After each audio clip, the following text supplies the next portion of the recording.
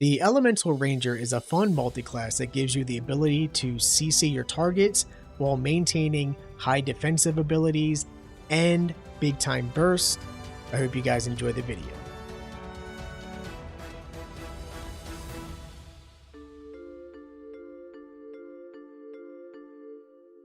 Hey guys, Ronan here and welcome back to my channel. Today we are going to be covering the Elemental Archer. The reason I call it the Elemental Archer is because using in-game mechanics, mainly from gear, but somewhat with your class too, depending on how you build it, you can make a really fun elemental arrow-based build, whether it's using heat mechanics to enhance fire arrows, encrusting frost to enhance your cold arrows, using noxious fumes for acid arrows, all kinds of fun stuff that we're going to be talking about in today's build. And it's really easy to make. You can start making it in Act 2, but it really shines in Act 3. I did have an original build for Acts 1 and 2 for the Noxious Ranger, like the Toxic Ranger, I guess you could say. And that one was really fun, and I did have a comment saying to make an endgame version for it, which is why I'm making this video. Sorry it took so long, but I'm finally here making it. So if you guys do want to see any other themed builds or concepts or anything like that, definitely comment down below and I'll try to make one for you. Alright guys, when it comes to origin characters or race, honestly, anything's going to work, but I do want to point out a couple of things that are going to be really useful. So the Dark Urge here, if you already don't know, they have special in-game items you can only get as the Dark Urge. One of them is going to be a cape that makes you go invisible after killing an enemy. It honestly breaks the game, but for an archer build, it's exceptionally good because you literally can kill people from ranged, you go invisible, and basically never get seen. It's a really fun way to solo the game without having it to be too hard even on a tactician.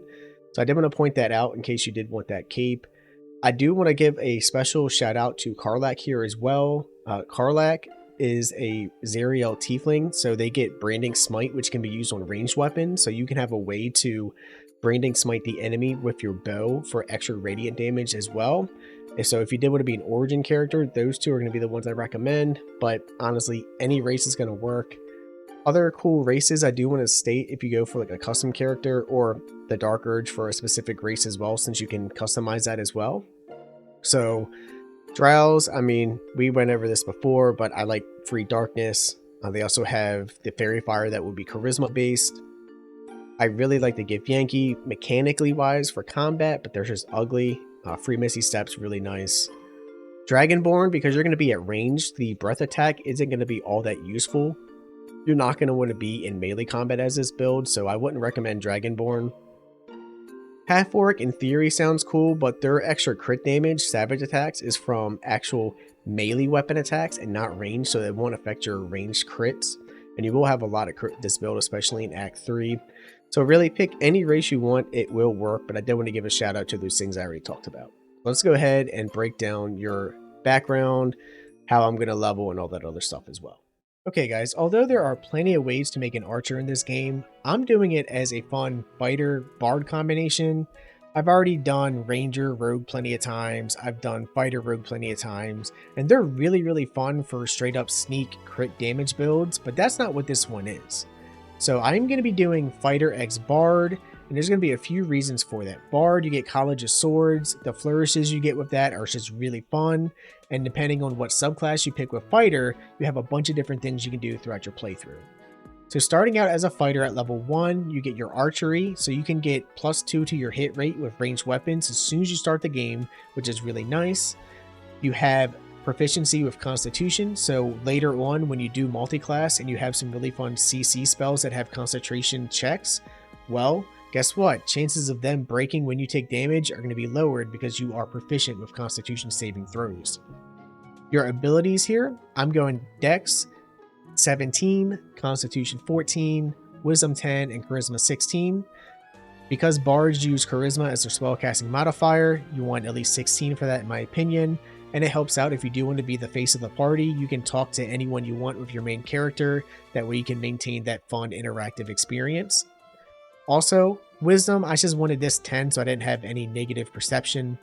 My skill proficiencies, I chose Intimidation to at least have one extra bonus when it comes to my Charisma, and I went with Perception to help see my environment a little bit better. when it comes to Dex, I know what you're thinking, why 17? Well, if you did want to use the Hag's Hair, you can. You have that option with this setup, but even without it, there will be a reason for that when we talk about feats. Okay, so leveling, although you can technically get extra attack from being College of Swords Bard, that's not how I'm building this build. We will be going at least 6 points fighter. So fighter level 2, you do get action surge. Everyone knows how great this is. We're going to go ahead and level up to level 3, because at level 3, you do have some choices to make. So all 3 subclasses for the fighter will interact in combination with the bard later on in different ways. To make it real simple, champion will give you extra crit. Extra crit throughout your entire playthrough is just nice because it's just extra damage you'll have, and it's by numbers wise extra 5%. Eldritch Knight is nice because this will give you some spells utility wise you can get really early. So for example, I could get my shield ability here. As a reaction, I can use a level 1 spell slot and give myself plus 5 AC. This is really nice for kind of like survival stuff. You have expanded spells, so you can get something like Long Strider right away to give you and your allies 10 additional movement at all times. It lasts until long rest, and it's a ritual spell if you use it outside of combat, so it's free. Also, Eldritch Knights at level 7 will have the option to use a cantrip and then use a weapon attack afterwards. This is nice because you do have a cantrip Vicious Mockery you can get from bards exclusively, which will give the enemy disadvantage on their attack rolls. And then when it comes to the other subclass, Battlemaster, I think everyone knows what Battlemaster does at this point, but if you don't, you get a thing called Superiority Dice. Basically, you can roll this dice, and then this will give you extra damage and give you different things you can do. So for example, one thing I would definitely say, get Precision Attack. This is nice because when you do use a Sharpshooter feat that we'll talk about later on, this will help mitigate the negative side of that because it's just free extra attack. I like things like Disarming Attack if you do want to disarm someone, which you can use from ranged. A lot of melee characters, if you disarm them, I mean, they're pretty much out for the rest of the fight, so this is very powerful. I do like Menacing Attack as well. Menacing Attack is actually extremely strong. So if you don't know what Menacing Attack does, basically you make the enemy frightened, and it lasts for 2 turns. So they have disadvantage on ability checks and attack rolls, which is really nice. So the chances of them hitting you are going to be lowered.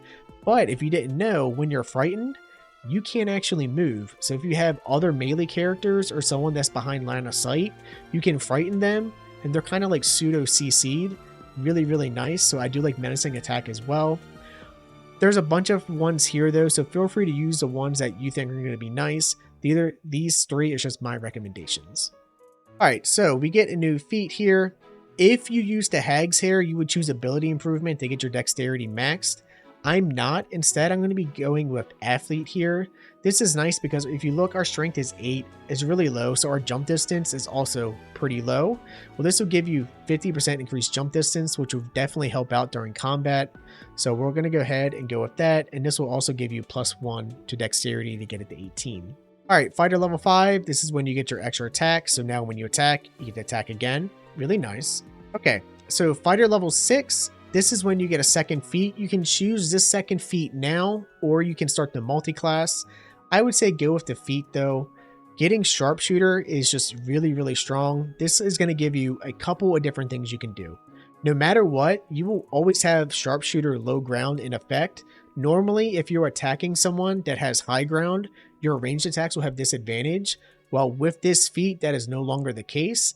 And it comes with a passive feature, Sharpshooter All In. You can toggle this on to take a -5 to your attack roll, but if you hit, it does +10 damage. Really, really strong. This is really, really great because you already have the archery bonus for +2 attack, which is great. Combine that with precision attack, and you're probably going to hit anyway for free 10 damage. So we are actually not going to be going level 7 yet. We are going to be going into Bard now, and there's going to be a bunch of fun things we're going to unlock pretty soon. Cantrip wise, don't worry about Blade Ward, it's trash. Vicious Mockery is useful, giving the enemy disadvantage on their next attack roll. It's pretty useful. Other than that, go with Mage Hand or with Minor Illusion. Those are my top picks, but any of these could work. Do not take True Strike, this thing is garbage. I'm going with my Minor Illusion. Spell wise here, so pick whatever spells you think are going to be useful. I do want to give a shout out real quick. Longstrider, if you weren't an Eldritch Knight, you can get that now, which is really nice.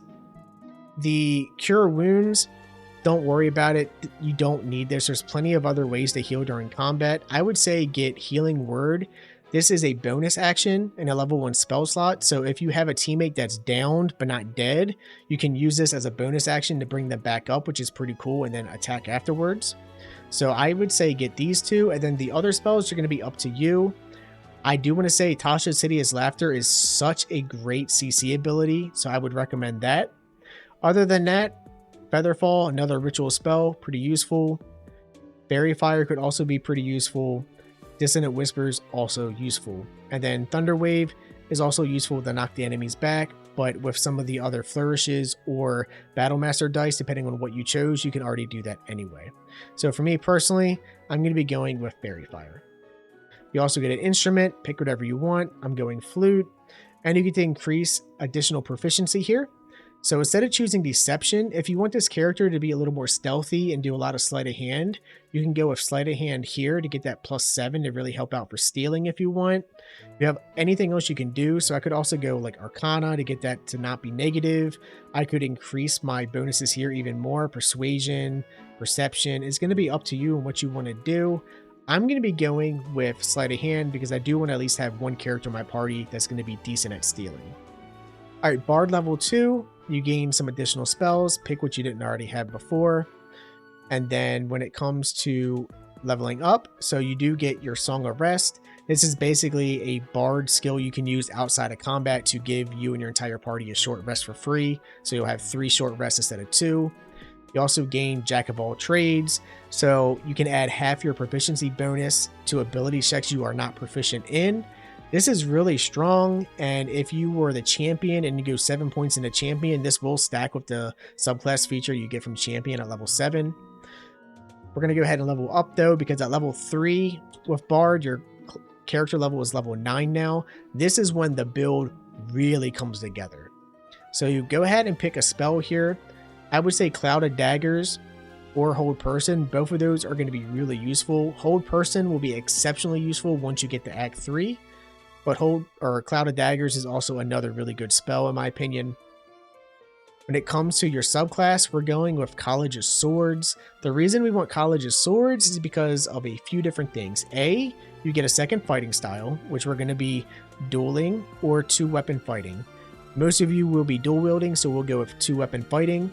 This is great because if you ever were in melee combat and needed to attack, your offhand dagger, sword, whatever it is, will gain the bonus from your dexterity. Also, you get to have all these cool flourishes that we're about to talk about. You can do them with melee attacks or ranged attacks. So you have the option to increase your AC by +4, which is really, really nice, while also doing damage. You have the option to knock your enemy back 20 feet, and then afterwards, if you needed to teleport to them, you could. This is pretty fun. Then you also have the ability to attack 2 enemies at once. Also really, really fun, and it really makes your burst damage really high. Alright, Bard level 4, your character level 10 now, so most people are kind of probably towards the end of Act 2, or at least getting there. So this is when you get to choose another cantrip, pick whatever you want. Spell-wise here, I would say take the other spell you didn't have. If you took Cloud of Daggers, take Hold Person. If you took Hold Person, probably take Cloud of Daggers instead. When it comes to your feat, I think by now you should know we are getting our Dexterity maxed. And this is going to be our final feat here, which is nice. Which is going to be perfect for some of the fun stuff you can do in Act 3. Alright, so now we are going to be Bard level 5. This is great because now you get some level 3 spells, which is pretty cool.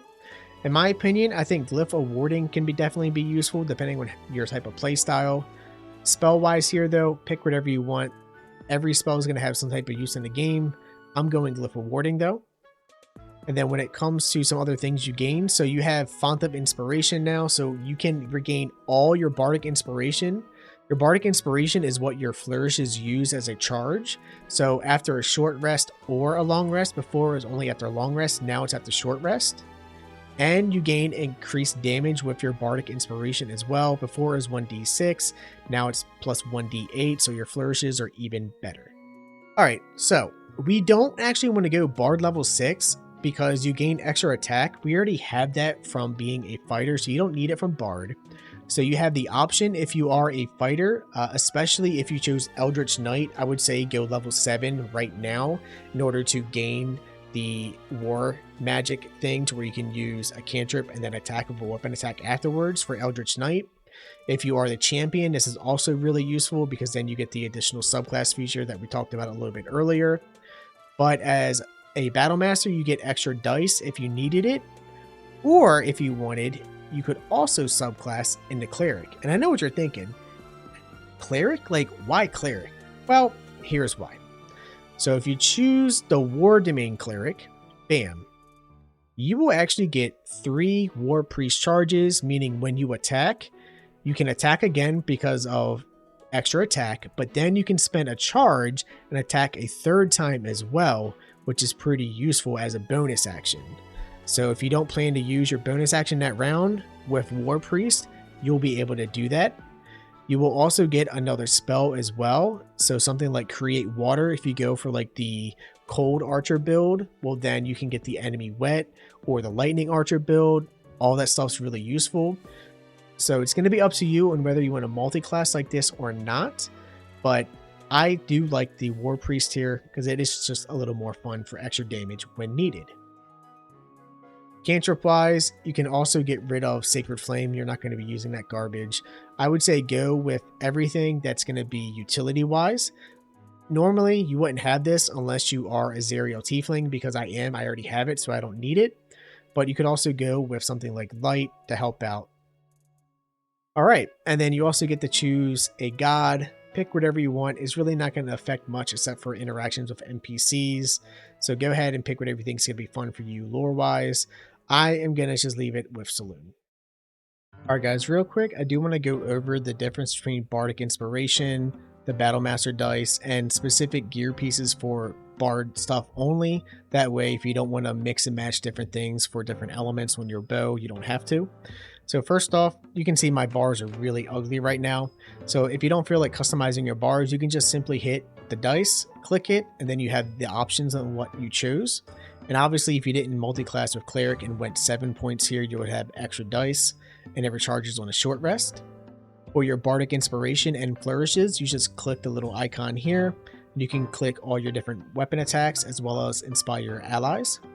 When it comes to 2 specific pieces of gear I do want to talk about now, that's going to be the Wondrous Gloves. You can get these inside the Grimforge, and I do have itemization videos all down below in the description that showcases where to get pretty much everything I showcase in this video anyway. So the Wondrous Gloves here are nice because this will give you AC +1, but if you do have Bardic Inspiration, I gain an additional use. So I'm going to equip these real fast, and you can see I now have 5 instead of having 4 normally, but it gets a little better. So there's a set of boots here called Boots of Brilliance, and you get these inside Char's Gauntlet. So these are really nice because you can play an instrument to give me more Bardic Inspiration slots. So what I can do then, let me go ahead and just use one. I'll inspire myself, or my ally I should say. So it used my Bardic Inspiration. So if I didn't want to use a short rest to recharge that, I could instead equip my boots. I now have this I can use once per long rest. I can use it, and it came back up to 5 again, which is really nice. And then I can just put on another set of boots that I want to use for combat, and I still have 5. So I did want to showcase that now because it is a nice trick if you want to save some short rest, although you do technically have 3 because you do have the short rest you can use as a bard specifically. One last piece of gear, because this is going to be how you get the element on your bow. If you guys haven't seen my video on where to get the Drakethroat glaive from and exactly how this works, you get this from Roa Moonglow and Moonrise Towers. Essentially what I want to do though, if I want to put an element on my bow, you can see I'm using the Deadshot here. Doesn't have an element, but it does increase my crit chance.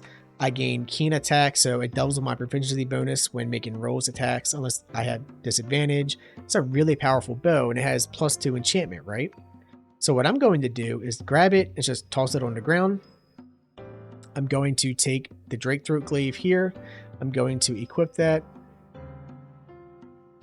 And what this will do is give me a new spell right here. You can see Draconic Elemental Weapon. This is the elemental weapon ability you would normally have from a paladin only, but way better because it's not a concentration spell, and I can put it on any weapon and it lasts until my next long rest.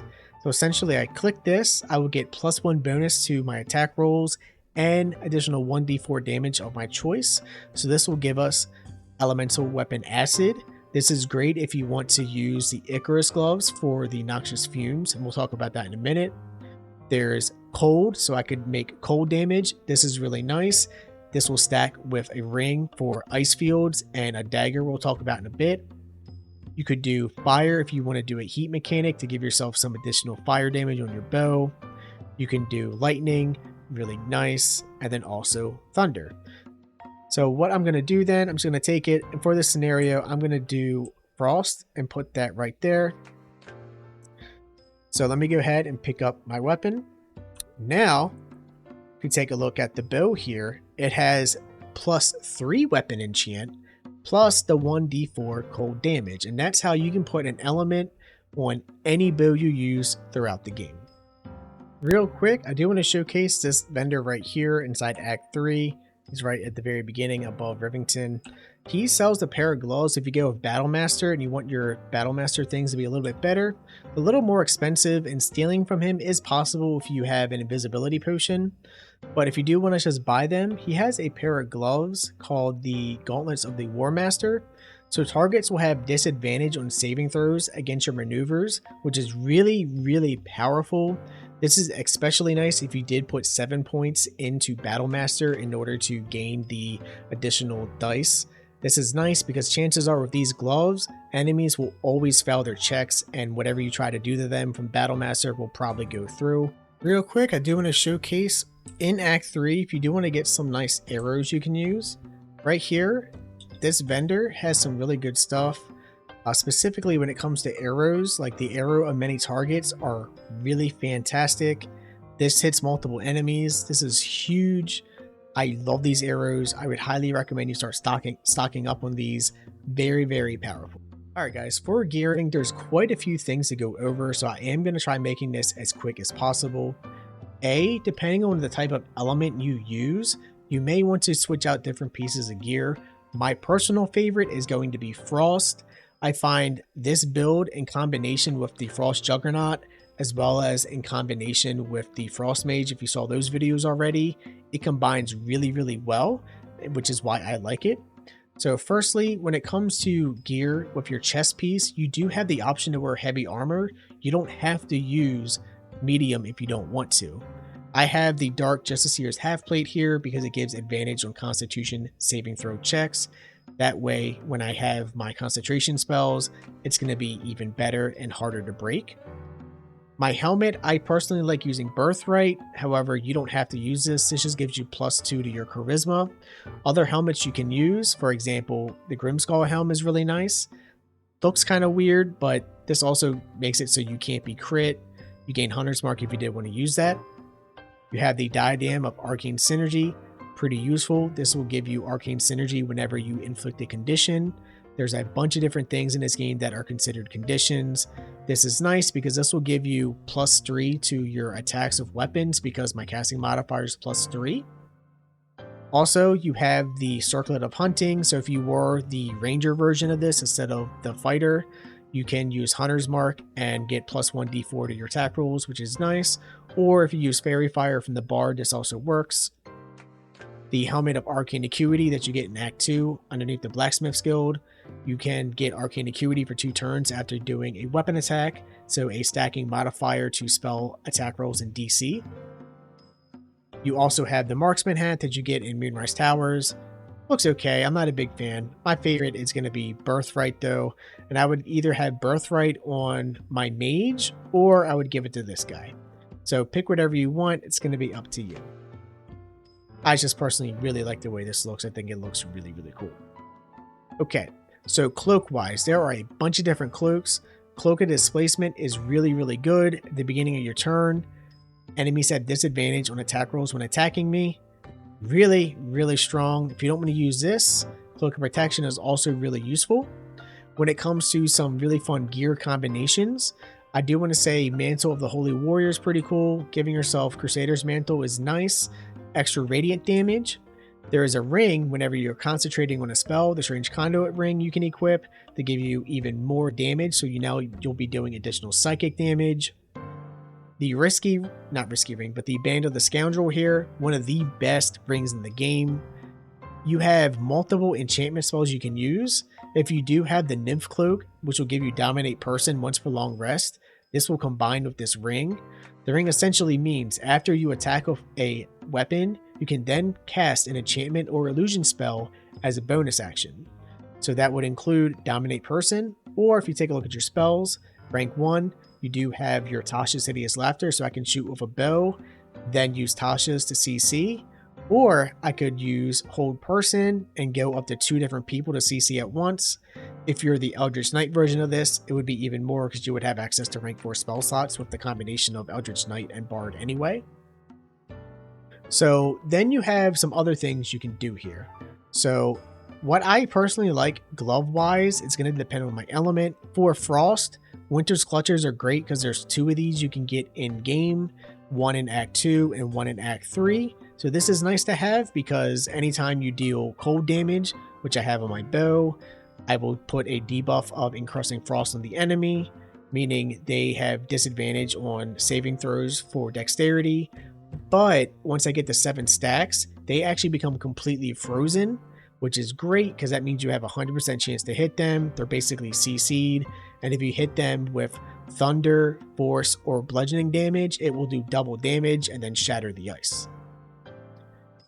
Other gloves though, if you just want overall damage, you can obviously use things that give you extra damage, like the Dark Justicier's Gauntlets, extra necrotic, Hell Dust for extra fire, Hell Dust, extra fire again, the better version.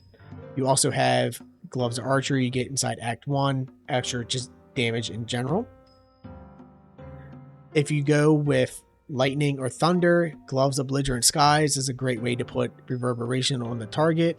You can combine that with the boots right here as well, so whenever you inflict a condition on the enemy, they get reverberation as well. Reverberation is a stacking debuff that gives -1 to their strength, dex, and constitution saving throws, and at 5 stacks they have a chance to be knocked prone and take additional thunder damage.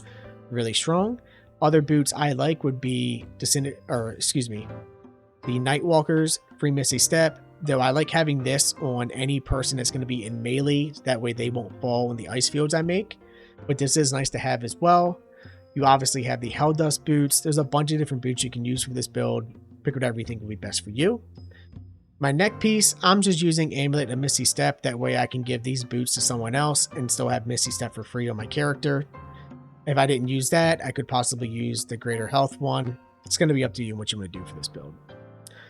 When it comes to other rings though, like for the Snowburst ring, this is great specifically for cold damage. That way, whenever I do damage with my bow, I put the ice fields on the ground, and with my Bardic Inspiration, because I can hit multiple targets at once, I can get multiple ice fields on the ground at once as well, which is really, really strong.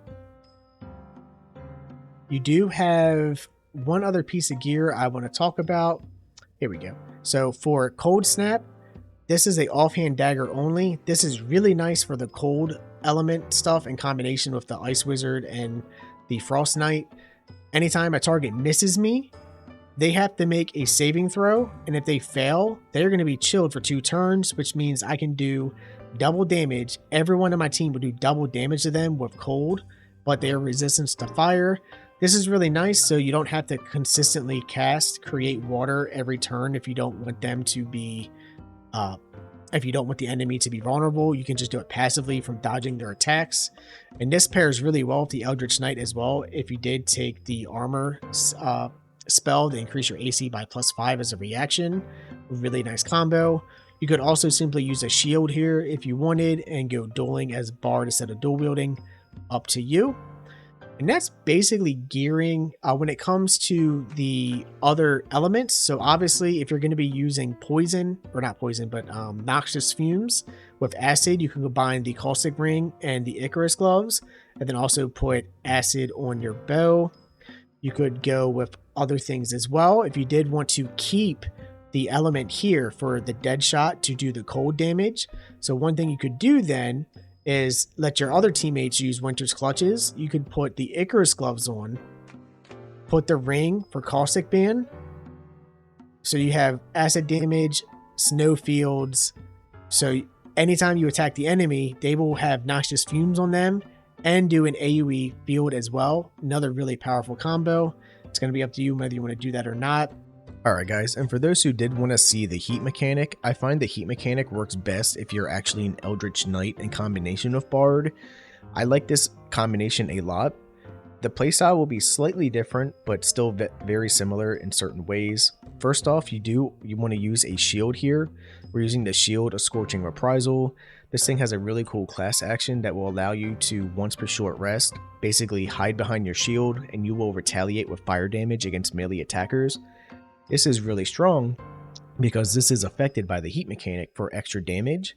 If you combine that with the Cloak of Displacement and other things like your shield spell here for being an Eldritch Knight, you have a lot of ways to protect yourself and retaliate for damage. This also is really nice because then you can use your Searing Smite here as well in combination with the Thermo Arcanic Gloves to do turns of heat. So basically whenever you deal fire damage, you will gain 2 turns of heat. You can see I have fire on my bow from using the Drakethroat glaive that we talked about a little bit earlier. I am using the Helldusk helmet here just because I do like that this gives me immunity to being blind, and one of the spells I took at level 7 for Eldritch Knight is actually Darkness, so even more ways to basically protect myself or use it as a utility spell. I am using Sleep for this one as well from the Bard, but everything else is pretty much the same. The only other new spell we have here is Grease. This is really nice to set up fire on the ground to make basically AoE like fire fields and whatnot.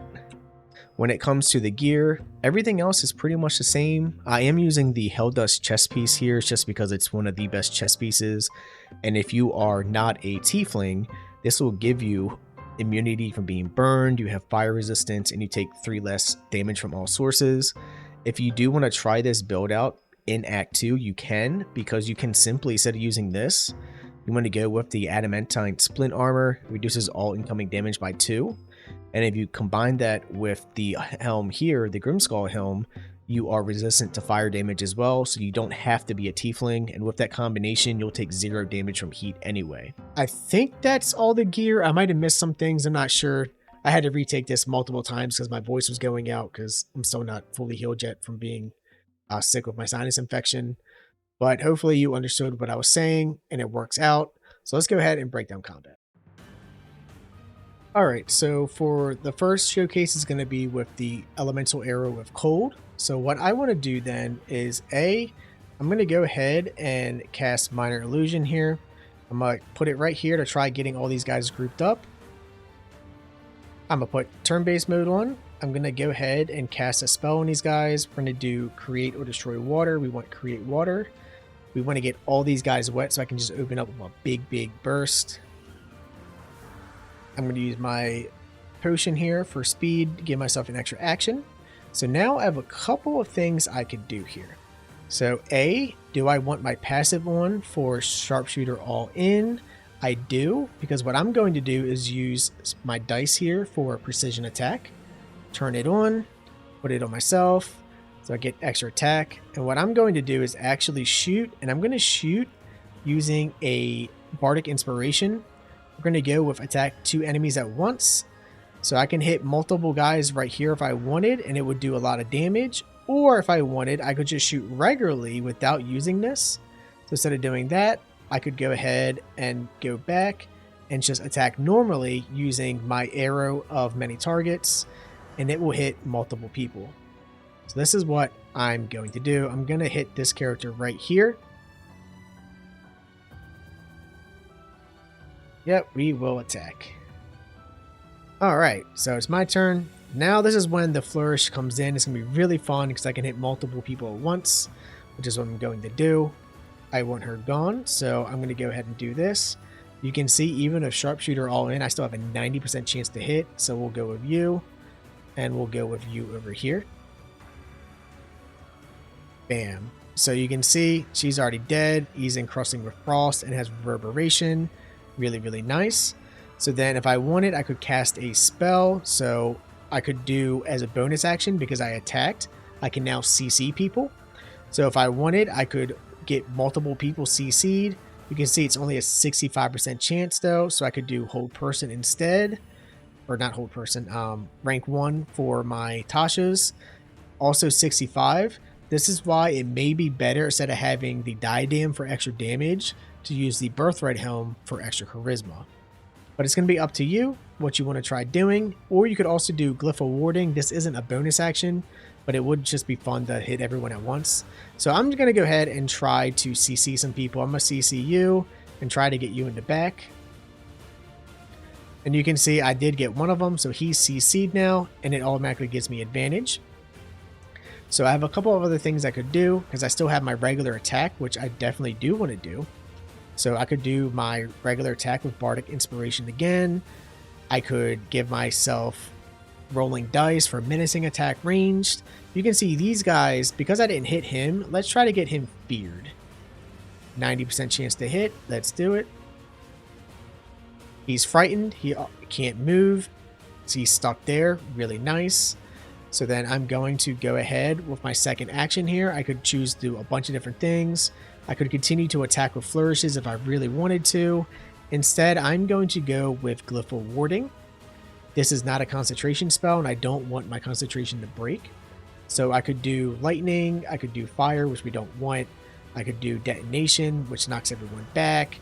I could do cold for even more like AoE cold damage, which is nice because they're all wet still. So that's what I'm going to do. I'm going to do it right here. Bam. Does damage, created even more ice fields. So now I could use Action Surge, which I'm going to do, so I can get even more stuff. So now what I'm going to do is then attack this person right here. They're going to die. So what I could do then is use my ranged here, do 2 attacks again. So I can hit you. Path is interrupted, so I got to move. Get my flourish in. Attack you. And then try to attack you as well. And you can see that person died. I crit the guy for a lot, actually. Where did I hit him? Yeah, 33 piercing, 6 cold, 43 piercing, 14 cold. So it does a lot of damage. Alright, so for the Noxus Fume showcase, I do want to showcase, if you wanted a little bit more burst, how you can combine the Mantle of Holy Warrior, Caustic Band, and then I'm going to put on my Conduit Ring here for extra damage while concentrating. I won't have bonus actions for CC anymore, but instead I gain a lot more damage. So what I'm going to do now, just like before, come over, but this time I'm going to go ahead and use Crusader's Mantle right away. Minor Illusion, try to get them all stacked up. They're all coming. Alright, it's a turn-based mood. Alright, so what I'm going to do now is start to attack. I do want her to die because she can heal, so I'm just going to double attack her real quick. Alright, so she died. Thank you.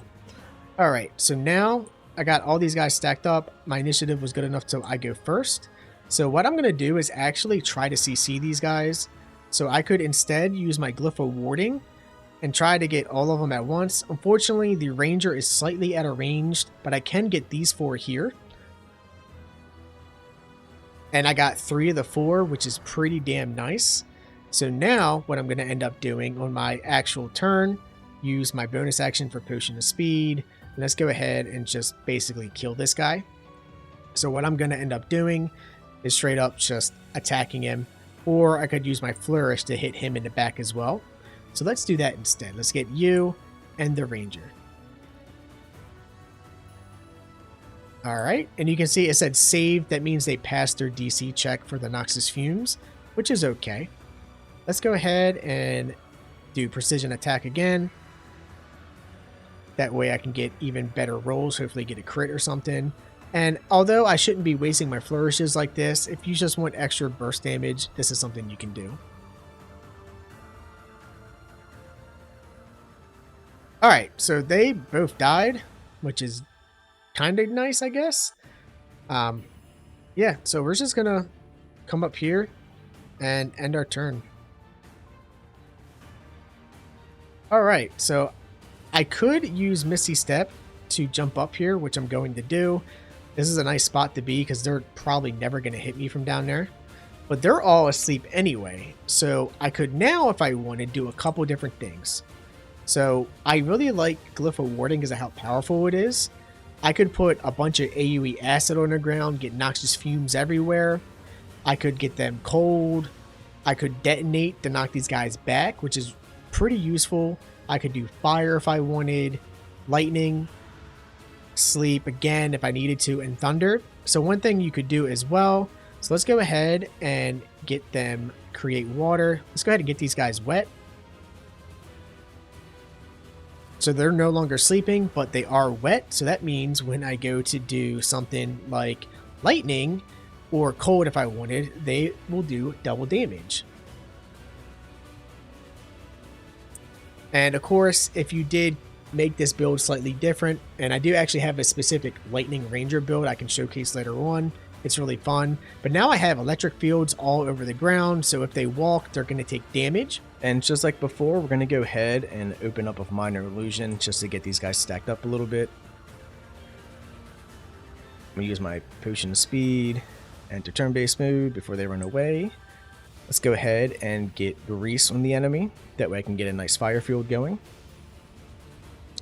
And I'm just going to shoot and open up on this person here.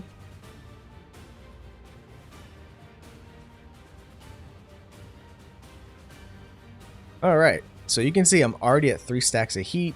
I have my displacement just for my cloak already. So I'm going to go ahead and simply attack her. Or I could open up and do something else. You said this is a bonus action for my ranged attack. And that's because I used my minor illusion cantrip earlier to do that. So instead I'm going to use a spell. We're going to do Glyph of Warding here. Get even more fire damage going. Now, the reason I wanted to showcase that is because that's an AoE field. It doesn't actually affect your stacks of heat, which is a little unfortunate, but that's okay. So instead of using my ranged attack, extra attack here, which wouldn't be bad, I'm not going to. What I want to do instead is simply get my heat mechanic going. So I'm going to go ahead and just use this prematurely. Even though I have a few other attacks and stuff I could do, that's fine. I'm going to come up here. And I am going to use the shield skill right here that you get your blazing retaliation from your shield. Use it. And this will use my stacks of heat. And you can see I will do damage to people when they attack me. So now I can go ahead and attack again if I wanted to. So she's basically dead. I might as well kill her so she doesn't heal up. And I have my quickening I could do if I did have a bonus action still, but I don't. I'm going to go ahead and attack this guy way in the back just because I don't like him. So let's go ahead and do my ranged attack here. Get him twice. There we go. Alright. And that did use some of my heat mechanics, so I definitely want to make sure I use it again so it is affected everything else. And now I could either use Action Surge, I could cancel the heat mechanic to get some more attacks in that way. So how about we do that instead? Because I already have the shield spell going to be going on my turn anyway. So instead, let's go ahead, use Action Surge. Just get a couple more easy hits in just because I want a little bit more of the heat mechanic going. Trying not to kill these guys.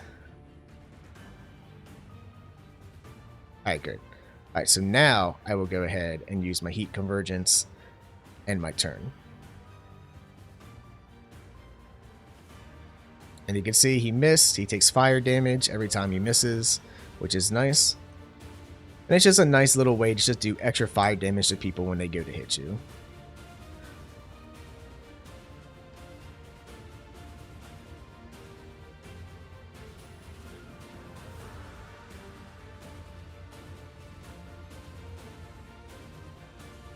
And because I do have a shield and have a lot of AC, I mean, chances of them hitting me, especially with the blur I have on myself, displacement, they're never going to hit me. Like, it's just not going to happen. So I have a couple of things I can do now. You can see I'm kind of trapped here between all these guys. So I could simply use Vicious Mockery on someone if I wanted to and attack afterwards. or I could just knock all these guys out at once. So I'm going to use my bonus action just to teleport away. Because I do have two skills here still, I'm going to go ahead and simply just do my good old grease again on all these guys. And because I was already connected to a fire field, it does an AoE explosion.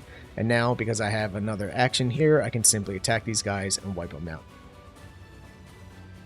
And I have 7 stacks of heat, so let's go ahead and use heat convergence just so I can get bigger damage on these guys. And you can see I did 11 damage with the heat convergence, so the heat convergence will affect both arrows you actually shoot off, which is pretty damn cool. The last guy alive is this guy all the way up here because I aggroed him. But that's basically how this build works, guys. You use the heat mechanic to build up damage into your shield for Blazing Retaliation, or you can use your heat mechanic and get double shots for Bardic Inspiration. And if you take a look here, the 11 fire damage, it was the 1d4 fire plus the heat mechanic as well, which is why it was 11, and it did affect both arrows. So it's just a nice way to get a little bit more burst going if you want extra damage that way.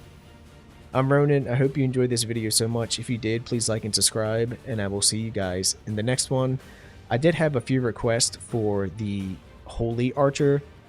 I am working on that, but I'm building that a little differently than I am with this guide here, so it will be a different playstyle, but hopefully still enjoy. Comment down below for any other requests, and I'll see y'all next time.